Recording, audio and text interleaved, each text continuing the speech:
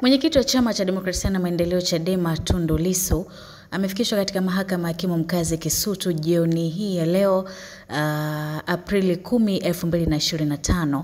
Mwanasiasa huyo alikamatwa jana Aprili 9, 2025 katika wilaya ya Mbinga, mkoa wa Ruvuma, muda mfupi tu baada ya kumaliza kuzungumza kwenye mkutano wa hadhara na kisha kusafirishwa hadi jijini Dar es Salaam.